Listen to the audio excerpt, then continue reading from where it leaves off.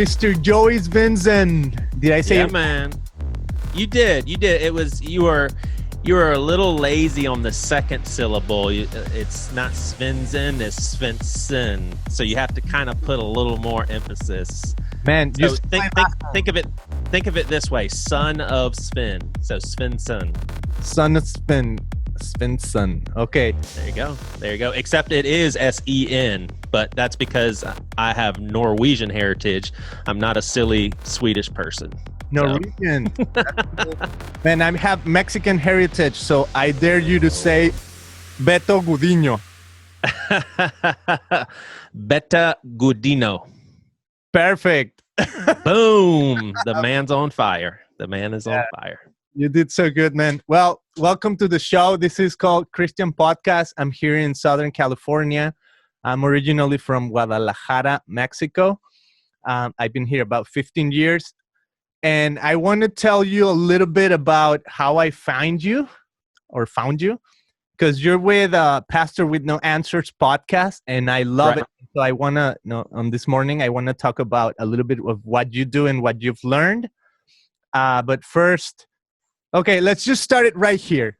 Tell me something funny, just before I say anything else. Just tell me something funny that happened to you this week, and I'll tell you something funny too. I will tell you that. Does it have to be this week? No, just something. Okay. So, real funny story. I was thinking about this the other day. So I have 4 kids. And when my son was a youngster, we're talking between 2 and 3, he had constipation. And so we actually called the doctor. It was pretty significant. So we were like, okay, we gotta get an enema. We gotta help him out. And so we explained to him that we were going to have to do something. And so he's standing there on a towel. We've got the little enema ready to, put up his butt. And basically he's standing there, cute little naked boy. And he looks at me and his mom and said, he has a little lisp. He said, the problem with my butt is not the main problem. And we looked at him. We were like, what do you mean? He said, I've got these 2 bouncy balls and they're stuck inside of this. And he's pointing to his private area. And so I took my 2 little fingers and I pinched his scrotum. I said, you mean these 2 little bouncy balls? He's just like, yeah, those bouncy balls, they're stuck. And I don't know. And so we lost it. Because he had been thinking about this. He's just like, I've got these 2 things inside of me and they're just stuck and I don't know what to do. So that's actually one of my funniest stories to tell. I love that story. That's a good, man. That's a good. Love it. Thank you for sharing. I have one. I'll tell you real quick. Last week on Friday is usually my podcast day. And by that, I mean, I do this type of work on Fridays where I do maintenance type of stuff. And it just became a routine, where I started many years ago, like 10 years ago. And I've kept Fridays to do that type of work. And it's kind of like, it just spurs my mind, right? It opens up my mind. It's just something I have to do. I make a little bit of money and it's good, but it helps me think and it helps me listen to, podcasts and ideas and stuff like that. So that's actually how, when I get to how I found you, it's, through that Friday experience. But last Friday, this is right by the water in Newport Beach. And then all of a sudden I hear this alarm going off. Tsunami alert. Seek higher ground immediately. Tsunami alert. Seek higher ground. Gosh. I'm like, no, I have a blower because I blow leaves and stuff. I'm like, are you kidding me? A tsunami? I'm right by the water, right? And it's normally we have sunny days in California, but it was a little windy and I could, it was a little dark, kind of like it was going to rain. So I'm like, this could be it, So I'm thinking, okay, I'm going to higher ground immediately. So luckily, there's a hill right next to where I am. So it would for like 5 minutes and I'm way on top out of a tsunami's wave. But as I'm going out, I think, man, I'm not going to leave the guy that's inside the house. He's working. He's got headphones on. He probably doesn't know that the alarm is going on and he's going to die. The water's gonna drown him right off. So I go knock on the door and it's glass window and I say, tsunami alert, seek higher ground immediately. So I'm running, and then I get a phone call from him like 2 minutes later. And it's like, hey, false alarm. It's a test. So they run. Oh my gosh. 5 minutes later, you hear the same thing, the same bells and whistles, toot, toot. This is a test of the Newport Beach alarm system. This is only a test. I'm like, so basically you didn't hear that originally. You didn't hear them say it's just a test. I heard it, but the second time, so I don't know if they did it the first time and I missed it, or if they didn't do it and they just did it after the announcement. So I was like, okay, that's tsunami. Oh my gosh, it's coming, dude! You just went from having like the worst day of your life to the best day of your life. You went from thinking a tsunami's going to hit, I may die, and our whole city's going to go underwater to none of that's going to happen. Praise God, we're awesome. Yeah, it was crazy. But then also thinking about like, man, am I going to be the guy that saved myself and didn't bring the other guy and I let him drown? Yeah. Well, good for you, Mr. Good Samaritan, for sparing your friend's life. Exactly. But anyways, that's just funny story. But Fridays became this rhythm where I listen to podcasts, and long ago, since I've been doing this for 10 years, the Friday thing. So at some point, I'm just going to tell you a little bit of where I come from, right? I started communications in Mexico. Then when I came to the US, my friend had a TV show in Mexico, but it was broadcasting all over the world. So with my background in communications, I told him, hey, wouldn't it be cool if I interview a few of the bands? And this is all, I'm talking about like Christian Network and Christian Show, like all Christian, right?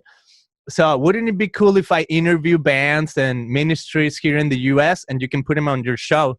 He's like, yeah, that'd be great. Let's do it. So I started doing that and started, visiting several ministries, interviewing bands at like, I don't know if you're familiar with the Harvest Crusade. No. Well, it's a big crusade they do with Pastor Greg Laurie.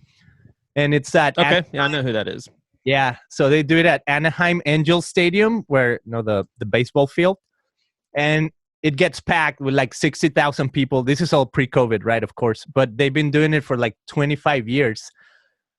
So they bring bands, Christian bands, Jeremy Camp, Jars of Clay, Toby Mac, you name it, right? Like all the big stars of Christian music industry. So I did a few interviews there, but then one day I traveled to Creation Fest in Washington, and I met, several bands too, but one of the bands that I interviewed was Emery. Yeah. And then Emery, at some point, my friend told me, hey, you should check out this podcast. This is way back, man, like years back, like 6 or 7 years back. And he said, you should check out this podcast. It's by the band Emery that you interview. And they're pretty funny and whatnot. So I checked it out, and I don't remember if you were in that show like from the get-go or not. But eventually, it became a rhythm where every Friday I'm listening to like these three dudes having a good time. And that's kind of how I met. It was the Bad Christian podcast, but also I found out, this guy has his own podcast called Pastor with No Answers, and just the name itself was super interesting. Like a pastor with no answers. Well, what kind of pastor is that? What kind of questions can I ask if he doesn't have? But tell me a little bit about how you came up with the idea of Pastors with No Answers. Yeah, for me, it's like the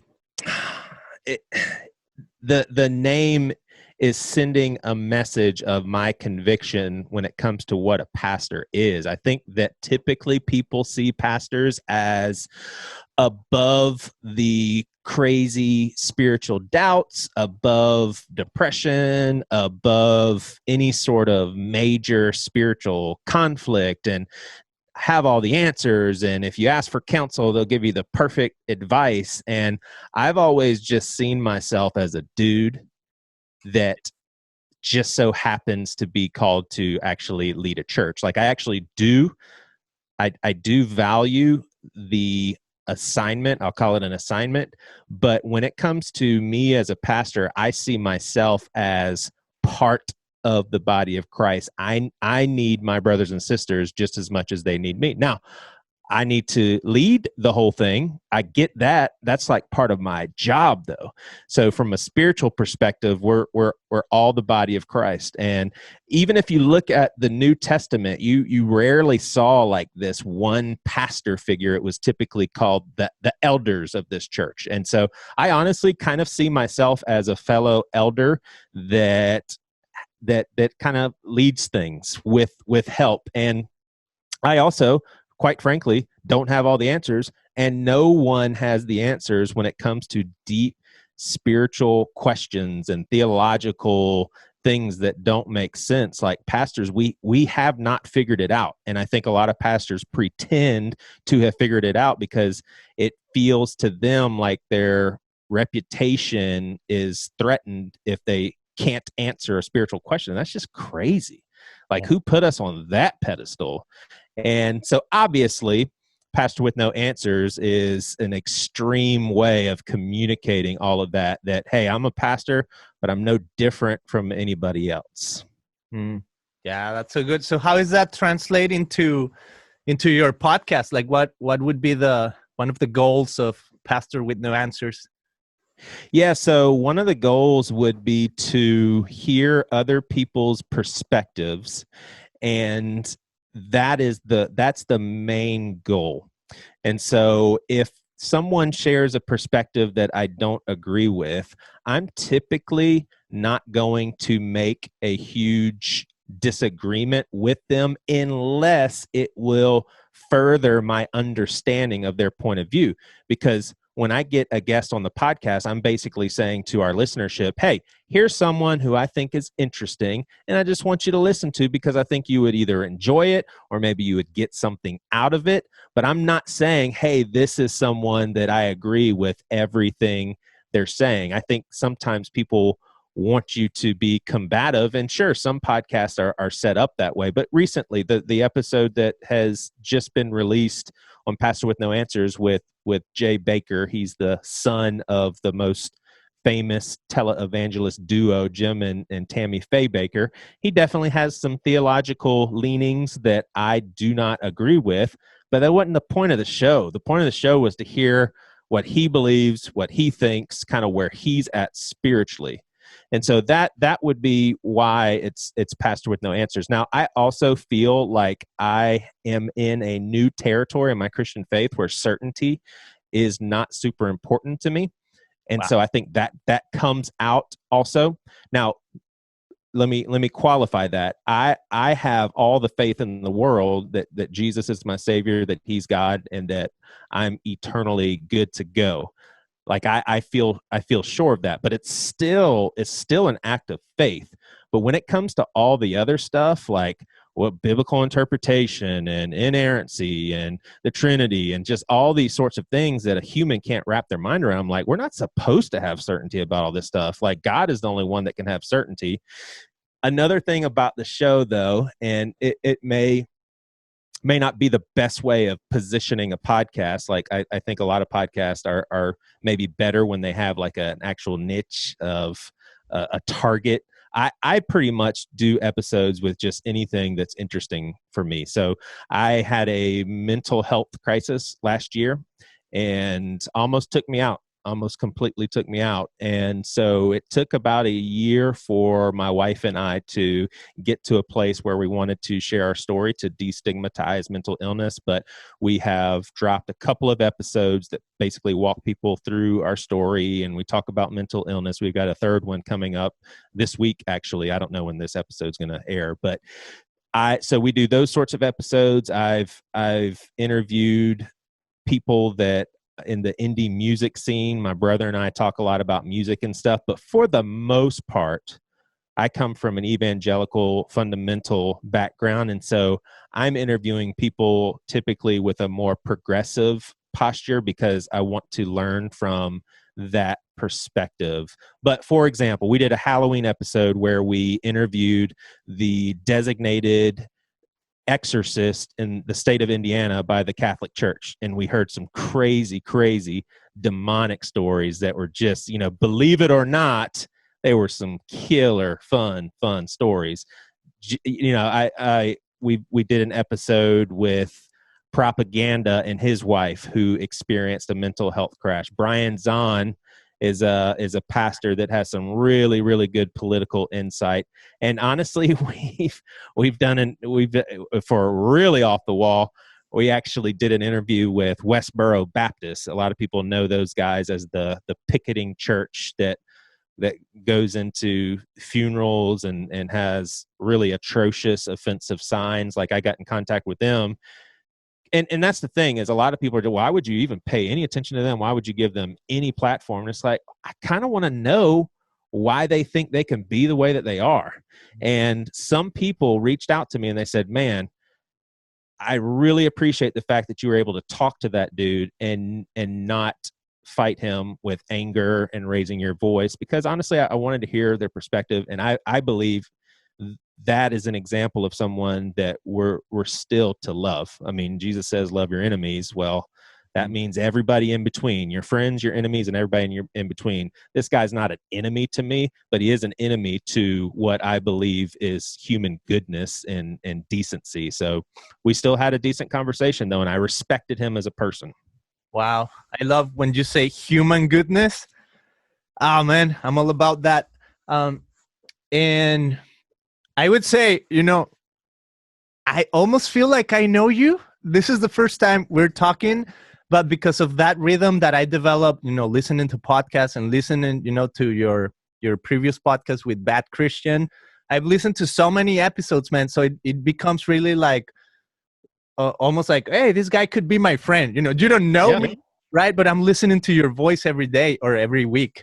Right. And, Pastor with No Answers, I've listened to so many episodes, and I listened to the ones about your depression or dealing with, the mental illness part.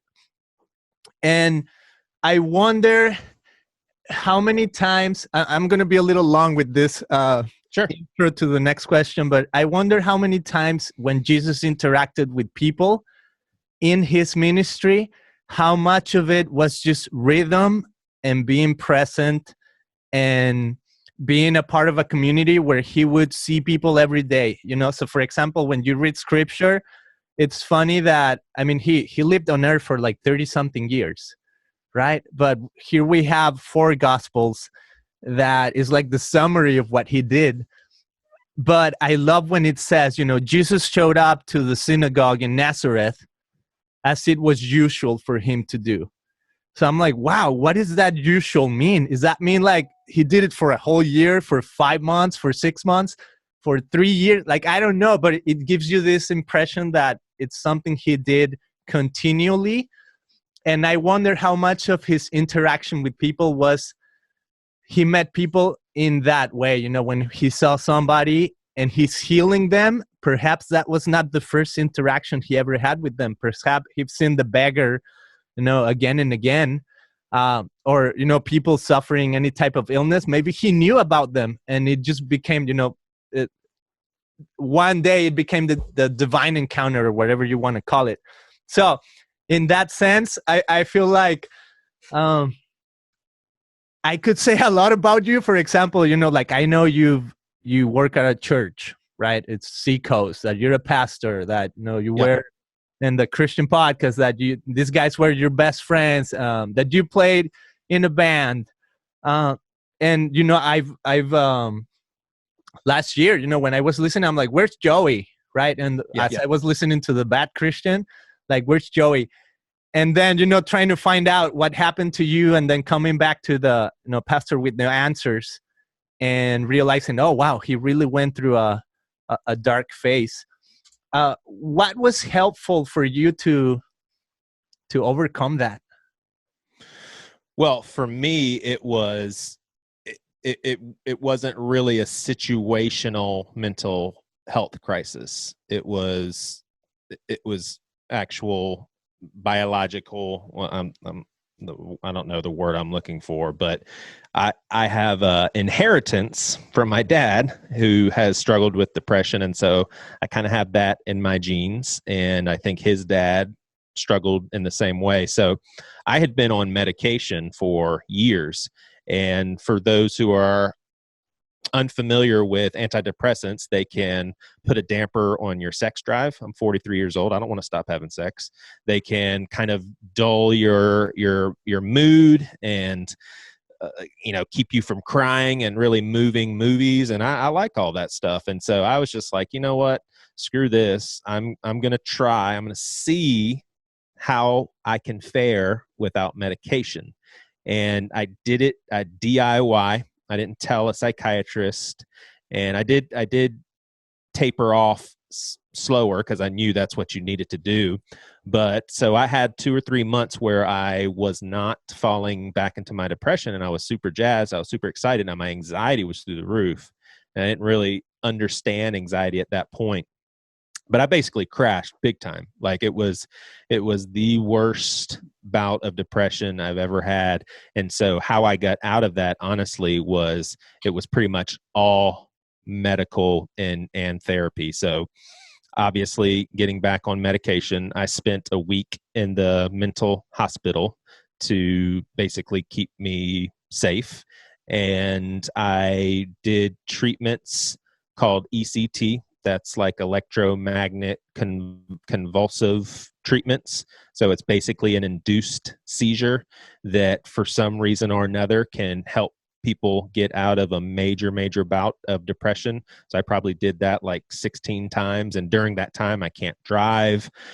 I had to have my dad drive me there, and they put you to sleep. So they put you out, they do a little seizure, and then you're on your way home. I started to see a therapist regularly, and then I kind of adopted a psychiatrist for myself, someone that I could visit in with regularly to talk about my medication and to get his expertise and everything. So it was basically hitting it from all angles, because I told you a little while ago, it almost did not end well. And for the first time in my life, as someone who has struggled with depression for my whole life, the first time I understood why people take their lives. I never could really wrap my mind around it, but when I went through what I went through and actually experienced that, like now I get it. I understand why people kill themselves. Could you say why, or is it just a series of elements that it's almost like undescribable, or can you say this is why? Sure. So obviously everybody's situation is going to be different, but when your brain gets severely sick, people need to realize the brain is an organ, just like your kidney, just like your heart. But fortunately and unfortunately, it is the mechanism that basically controls all the other organs, but also your mental vantage point, how you see the world, your perspective, your mood, your ability to reason, all of that stuff. So if it gets severely sick, you can really be convinced of some stuff. So I got to a point where I was convinced that I wasn't ever going to get better. Like I truly thought this is it. Like I had a conversation with my wife and I said, you need to tell the kids that it was a good run. Like we did this together, and I was their father for a little while, but the show is over. You need to tell them that. And so I truly believe that I wasn't going to get better. And so then that changed into, well, if I'm not going to get better, wouldn't the kids be better off moving on without me? And so I literally had about a day and a half or 2 days where I was absolutely convinced that the only option was to take my life. Like I was 100% convinced that was what I needed to do for my family and for myself. So now, having gone through that and being on the other side of that, I don't believe that anymore. Like I truly don't believe that I should have done that. But that's people have got to let that sink in. When your brain gets sick, it changes your whole filter system. And so that's why I understand that when your brain gets sick enough, you can get to a place where, I mean, you can call it temporary insanity, that you truly believe that you should take your life. And so that would be, I guess, how I would describe it. That's so interesting, man. I don't think I've ever met or like I don't have any really connection to anyone that has gone through, like mental illness on that severity. Right. And it's really hard for me to wrap around, my head around, like, what does this mean? Why would people do that? Other than what you're explaining right now. And as you're saying, I really believe that things couldn't get better. See, I have this tagline here on the podcast that says, hope is the only future. And in a sense, I mean, but you're saying really that, that the brain as an organ, right? It's not capable. Are you saying like the physicality of the brain cannot produce hope, cannot produce a mental picture of a better future? Yeah, at a certain point that can happen. It's physiological. It changes your thoughts. Dude, I did not have any hope. None. Like I did not, like, I was convinced the show was over and I'm never getting better. There was no hope. And we haven't released this third episode on our story. It's coming out in a couple of days, but we interview our pastor friend who is also a licensed therapist. And he asks us, was there a certain point when spirituality was not helpful? And I was like, yes, absolutely. Like, I crossed that line by a mile.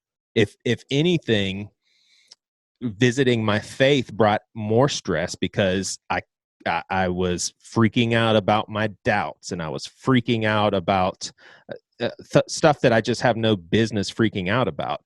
So I couldn't even see spirituality as a positive thing. So yeah, I mean, it's physiological. I did not have any hope. Yeah, didn't have hope. To me, it's so interesting, the connection between like the physicality of the brain, the organ, with the spirituality of who we are as human beings.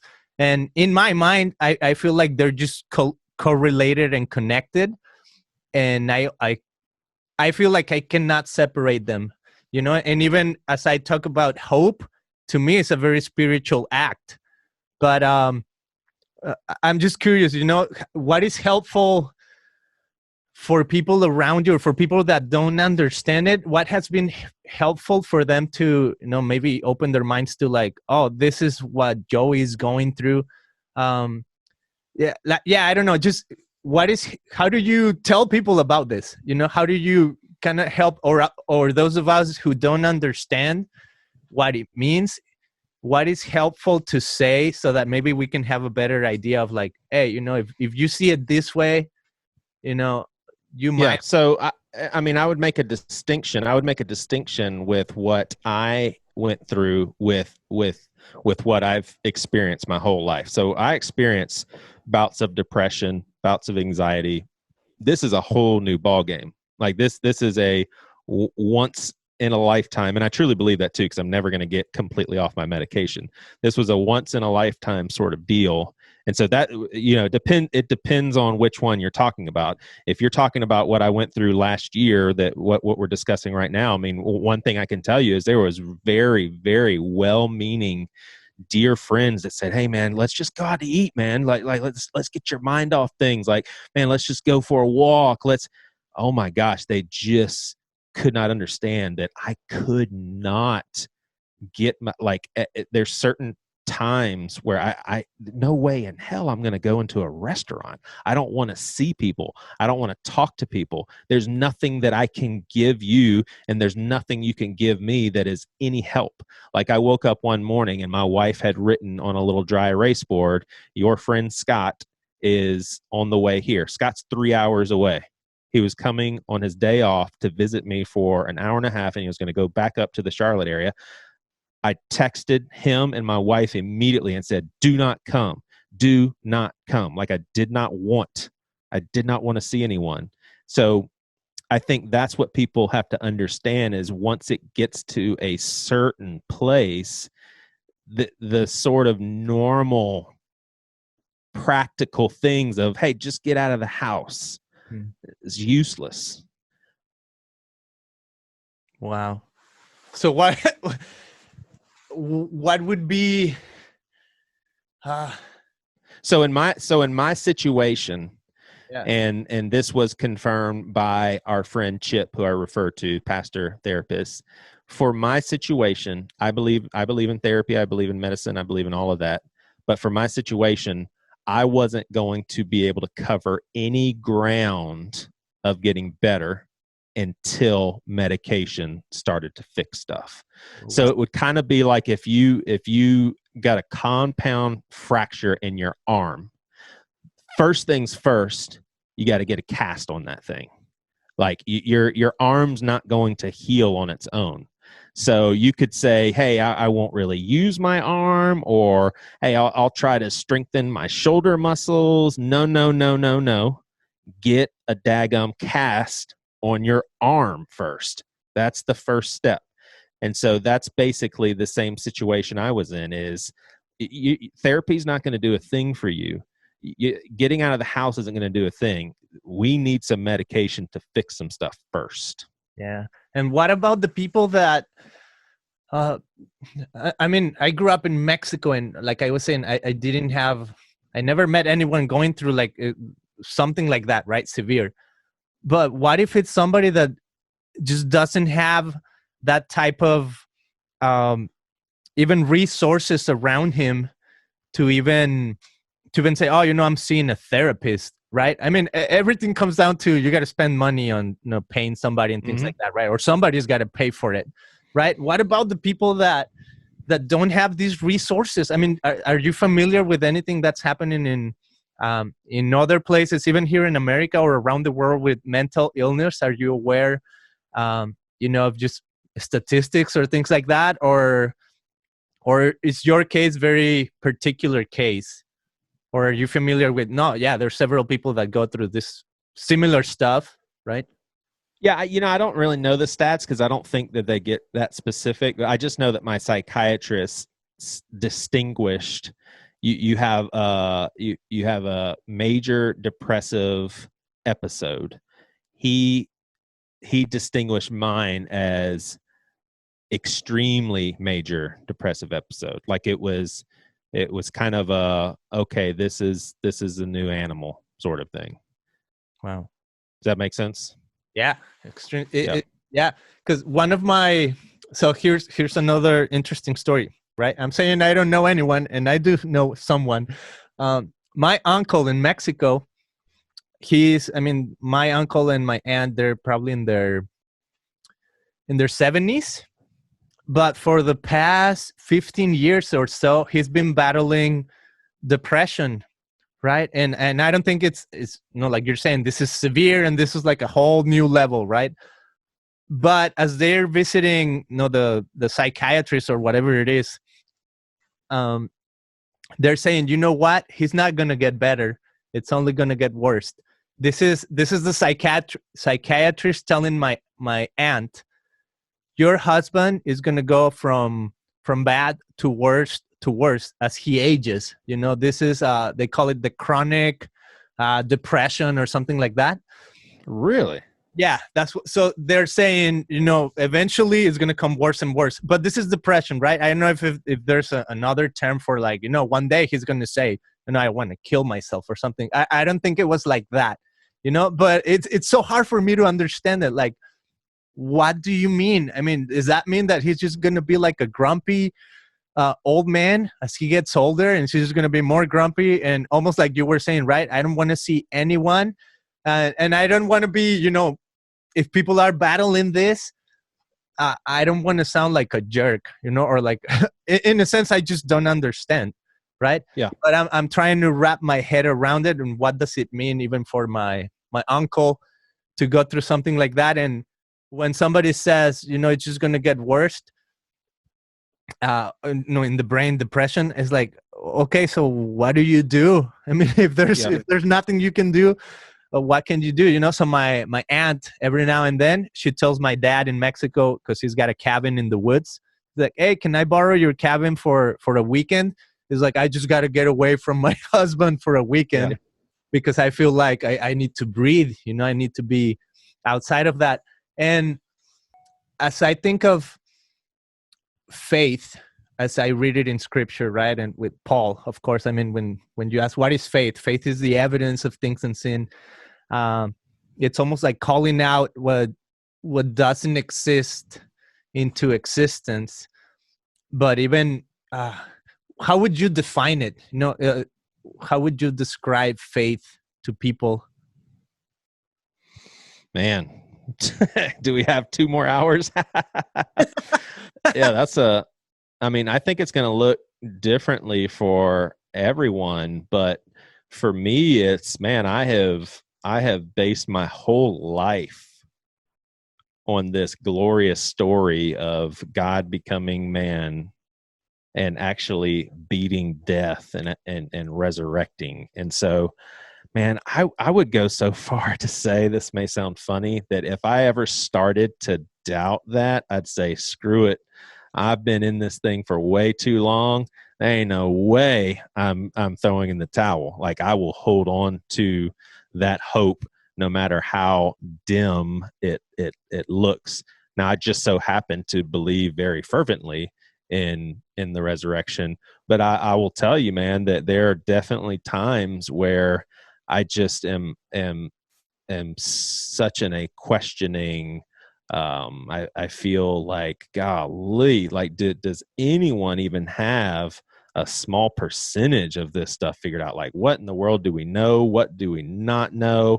What do I believe that's not right? What do I mean, just feeling completely overwhelmed with those sorts of thoughts. And I will tell you this, that for me, it's been a really big deal to have these. I've talked about it before, but it's almost like these split-second spiritual encounters where I feel complete, utmost peace. And I cannot describe it any other way than the presence of God saying, hey, man, you're okay. Like, just, you're fine. Like, you got to go through a lot of this stuff, maybe to help other people that go through the same sort of deconstruction, but you're fine. I'm with you always. And you know what? If it's not God, I that's not affecting me negatively, because I really believe it is. And so if I find out on the other side of life that it wasn't God, well, who cares? It was super helpful. But I am pretty much 99% convinced that that's my father, my mother taking care of me. Perfect God. Wow. And I mean, what would be the 1% that's missing? Just the uncertainty, or the 1% is the fact that I beg to differ with Christians that say we can have certainty about what we believe. I'm like, no, you can't. Like, let's just boil it down to science for a second. You don't know if what we believe is true. There is a chance that none of this is true. There's a chance. Like, of course there's a chance. Like, please, for the love of God, let's admit the fact there's a chance that nothing we believe is true. Like, it's scientific. There is a chance. You have never died. You have not died before. So that, it's logical that you do not know, and you can be wrong and I can be wrong. So that's where that 1% falls. Okay. Because my question would be, I'm just going to stick to the theme of hope and faith. Could faith be that 1%?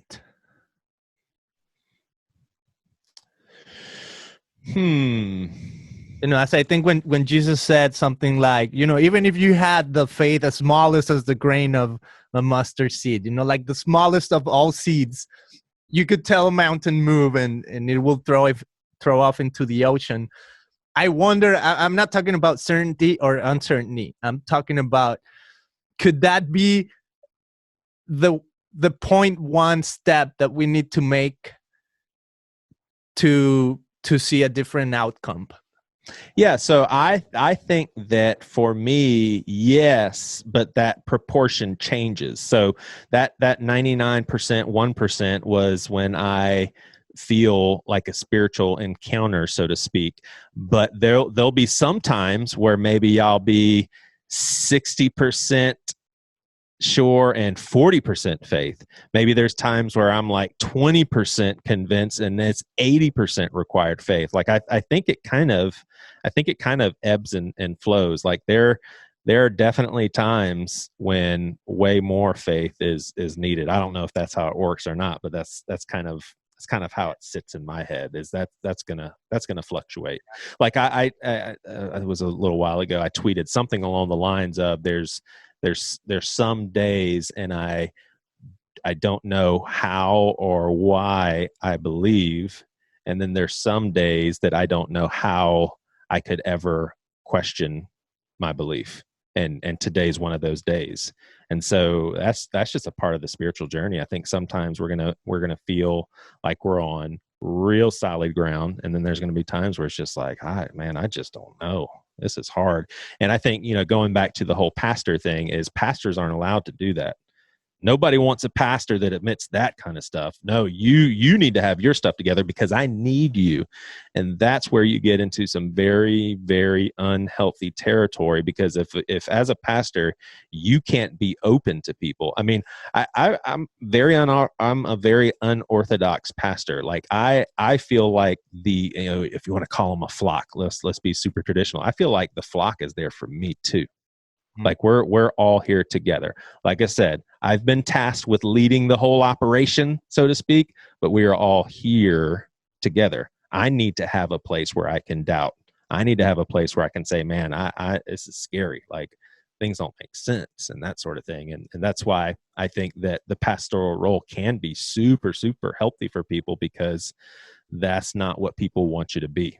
But I've been a part of our church body now for 12 years, and I make it clear to people, look, if you want that kind of pastor, you need to go elsewhere, because that's not who I am.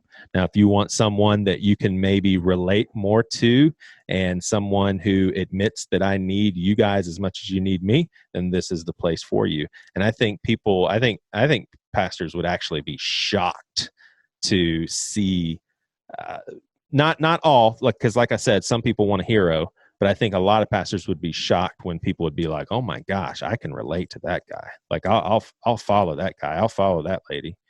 I'll follow them because I can relate to that. Yeah. And how does that translate to, so a little bit of like the progressive thinking and the deconstruction? It's for sure it's outside the church, but how does it work for you working at the church?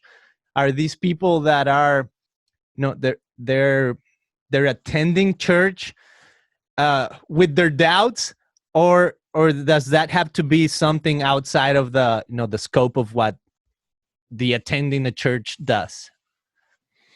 I mean, there's all sorts of ways of looking at this. Like I have a woman in her 80s who's an elder of our church and actually listens to my podcast, Pastor with No Answers, and she came from a very traditional upbringing also. And not only does she love the podcast and finds it very thought-provoking, but she also is a part of our church that her and I basically see kind of the two different worlds, so to speak. But I think in actuality, there's really not two different worlds. You load up a place, a room of, a few hundred worshipers, and people are all over the map with how they see faith, how convinced they are, how much doubt has crept in.